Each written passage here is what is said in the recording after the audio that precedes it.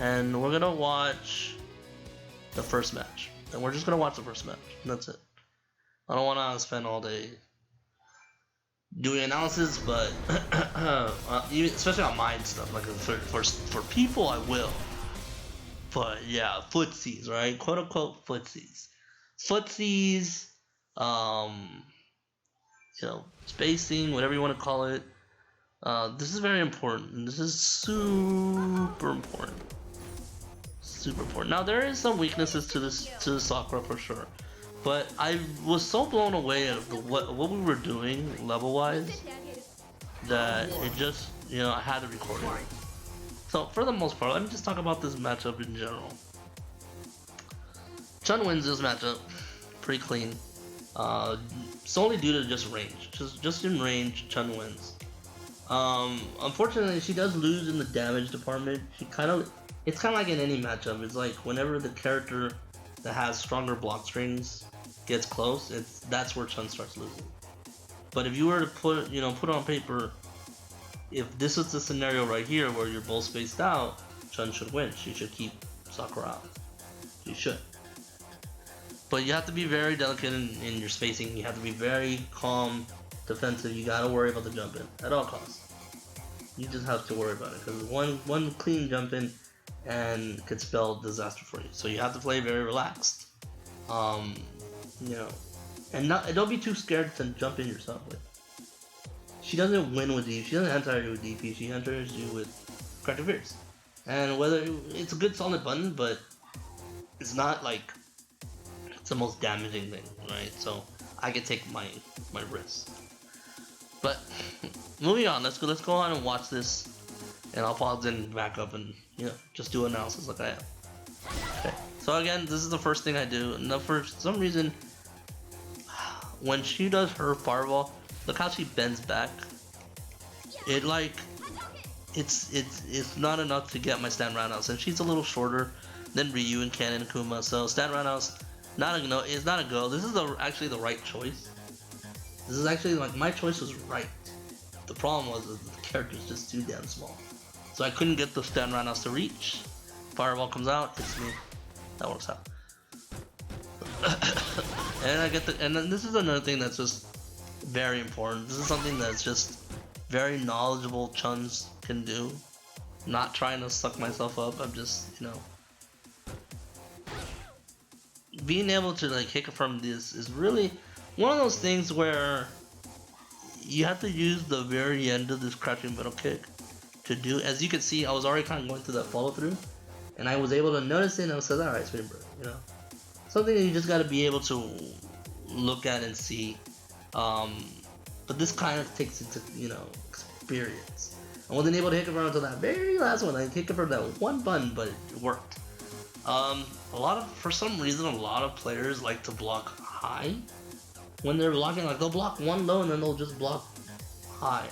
So a lot of times I'm like, well, crouching middle is gonna hit if you don't block low, and that's where some of it. But I shouldn't have done it, but I was lucky enough, and my hit confirms were on point to get the spin bird. So I get the spin bird, and again, you always want to take advantage every single knockdown. So I try to take advantage of this. Now, can I react? Could I do anything here? No. I go for forward roundhouse, and that crush countered him. Forward roundhouse is so good, especially when someone's trying to chase down.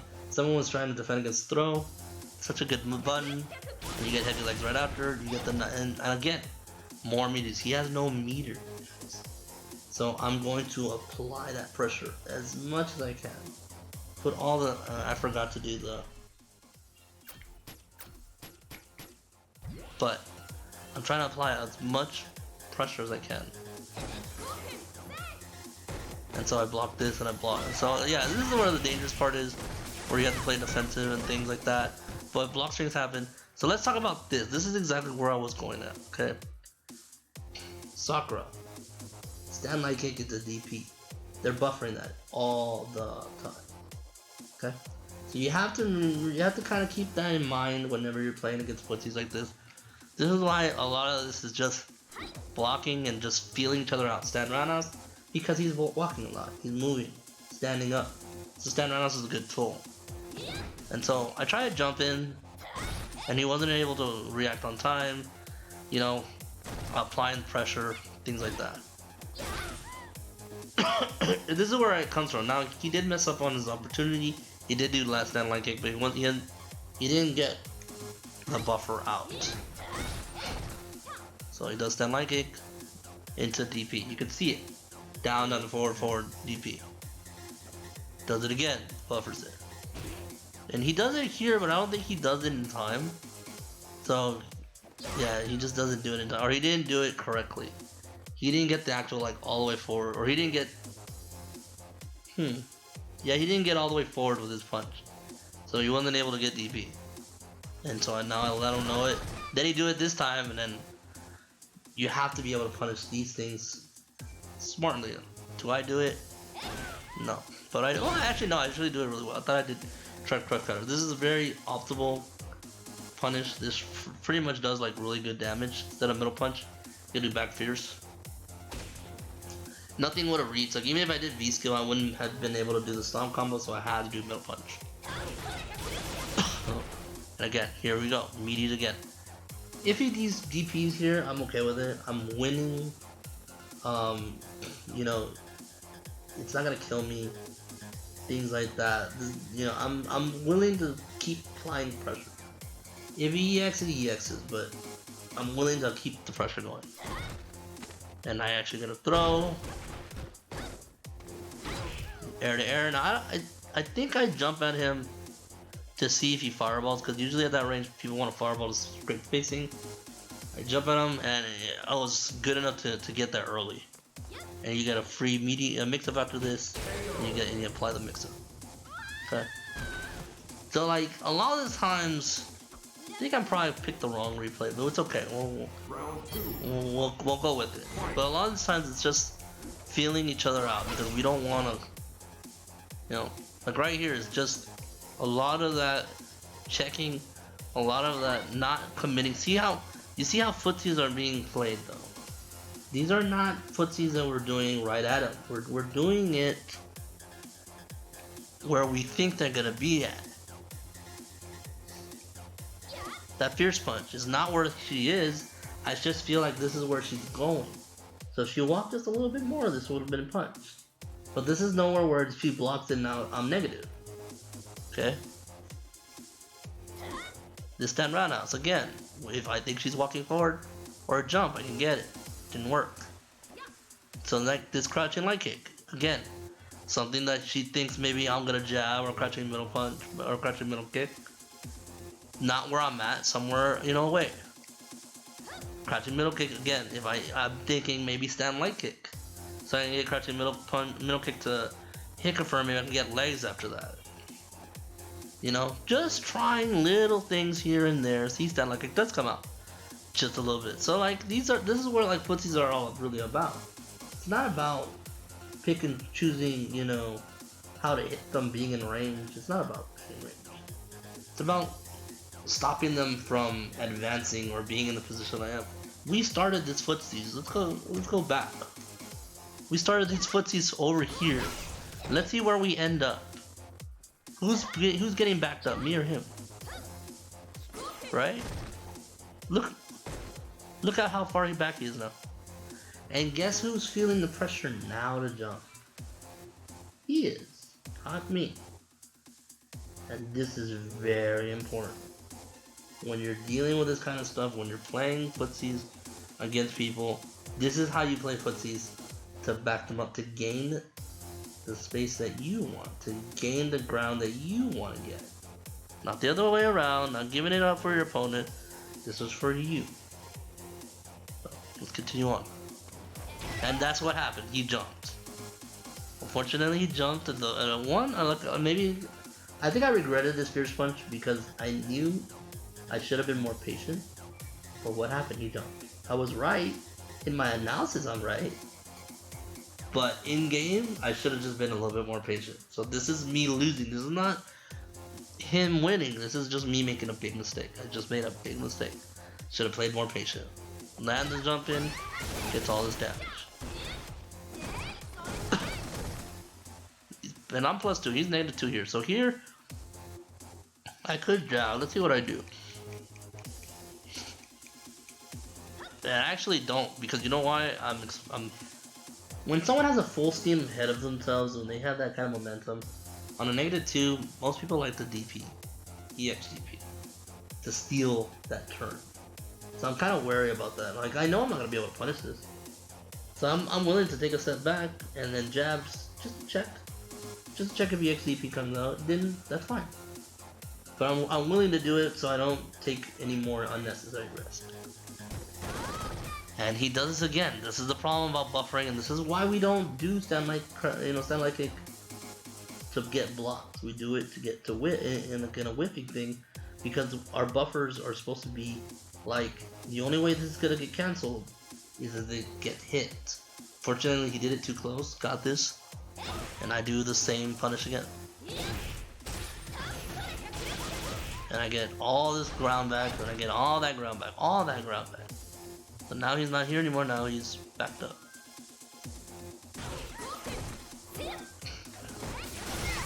Okay. I think I tried spinning birding there. Got thrown, that's fine. And here I'm willing to block, I'm fine.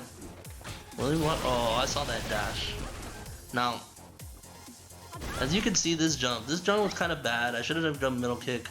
But I did it also in a range where if Crouching Fierce did come out, it would lose. So, the thing that he tried doing was like, oh, he whipped the jump. He's probably thinking I'm gonna hit him. I'm gonna go for a dash, and he did. But I was already ready for it. Right, I was waiting for those dashes. I'm always ready to punish these things. So I get EX legs right after that. Again, footsies again. And I don't anti-air this one. This is a little bit unfortunate. I think I could have, but my roundhouse didn't reach, and I could have done back roundhouse, but I just don't. I don't know. But at least I block it, and I V reversal. Now this reversal can get thrown, but I V reversaled just to slow it down, just to tell him, nah, you're not gonna start your shit. Like, I know I'm losing, but I can live without that V trick. I can live without it, because I want to make sure that I keep this ground. And I do it again, because I don't want to deal with any kind of mix-up. Okay, and here I'm just, I forget that fireball is double. So like, let's go over that. Let's go over this little train. So, Crouching Fierce, +5, oh no, -5 for him, but he can cancel it. So we're worried about the fireball. So now because +1 for him, and I can't press a button. If I press a button, I'm dead. I mean, Crouching Fierce I could interrupt, but I'm not gonna press a button here. Again, +1. And this is why I do Spinning Bird, just in case he presses another one. He does. So I back him off the corner. Good. Okay, this time he does that. I recognize the mix-up, but I just don't do it. That was a good anti-air. Yeah, those low forwards. A lot of times Sakura, what they love to do is dash up and low forward. Her dash is pretty fast, and that low forward can give him so much damage. I'm surprised none of them were really buffered, but those were just all like really light hit confirms, but he was playing very patient, so that was good. And we both jump at the same time. I still don't have view reversal, so this is the end result of me not having view reversal. I go for this, he doesn't punish me, and I don't enter again. So we can safely say that I lose this round, if I did lose this round. Spoiler alert, I do. I lose this round because I didn't anti-air. Those 3 moments that I could anti-air, and I missed all 3 of them. So I'm kicking myself in the head for this. Probably should have said something, because I could have brought this back. Oh, you know how bad I wanted to spin bird? I wanted to spin bird so bad, but I was like, I know he's gonna bait me. So I didn't do it, and I waited too long, and I got thrown, so. Jesus. Okay, so. I tell myself I need to anti-air on this one. I do stand roundhouse again, in case he tries jumping, because he does, again, even though I was wrong the first round, it doesn't matter. The thing is that I'm willing to take that fireball if it means that I'm protecting myself from jumps or dashes. That's fine. And so yeah, this is all for, again, I'm willing to back out because I want the space that I want. I don't want to play in his space, I want to play in my space. So this is all just calculated, you know, backing up. It's all good. And he actually landed. So this is exactly what I'm talking about, guys. We're playing to hit. See this fierce punch? You would think, why is he fierce punching there? He's not in range. And then we see this again, and he's buffering all the time. Actually, he's not buffering all the time. This was actually a hit confirm. This was actually really good. But he's hitting where he wants me to do. This is footsies. This is footsies 101. Okay? When you're playing against someone, like he knows, Sakura knows, lose to Chun in the footsies matchup. She outspaces me. But if I can find out what her range is and play right outside that range, I can definitely, you know, put some pressure on her, put some damage on her. So that's exactly what happens. And get the combo. And same thing, I get spinning bird, I get a counter hit, so again, another footsie position. So I do EX legs kind of to slow things down. EX legs is kind of like, you know, when you're watching boxing and they hug each other, that's how I kind of perceive. EX legs is one of those, alright, let's just chill. Alright, let's go into a -2 position. You know, let's just kind of slow it down. If it hits, great. If it doesn't hit, I'm okay. And so I'm okay here. I'm okay because I'm not in throw range. So I'm good to block. And again, he's looking for that buffer. And here's like, we're both, this is the last round. This is ranked. Okay, we're not messing around here. This is just, you know, we're really trying to see who's gonna make the first mistake. Excuse me. Gets a throw. What's he gonna do here? Nothing. Okay, go for it. Oh, gets another stand right out. So here, reversal. I was like, I don't care about my V trigger. I just don't want to deal with mix-ups. And I go for a jump. It didn't reach. I was so mad. I wasn't there on time. Go for another EX legs. And here I'm kind of swinging a little bit, but it's working out. And this time, what did I do, guys? What did I do, though? I missed 3 times in the second round. I told myself I'm not going to let him do it again. I'm not going to give him another jump. And I go for like a, you know, I go for a fake crossover just because people see crossovers all the time. So I thought maybe a fake crossover will work. Didn't work. Gonna throw. Saw the dash and I went. Okay. Dashes and jumps are risks. As much as you lose to them, as much as you fight Bisons that are laggy and they dash, and as much as you play against Ryus and all those that dash and get throws on you and stuff like that, there's still risks. There's still a risk that they have to take. And the more you play, the more chance you get to see these kind of risks, the more you get to react to them. So I was like willing to just put myself out there with those dashes. Unfortunately, his dashes were always met, and I got to win the game with a combo that's, you know, it's like you think, oh, jab, EX legs, that's not hard, but it's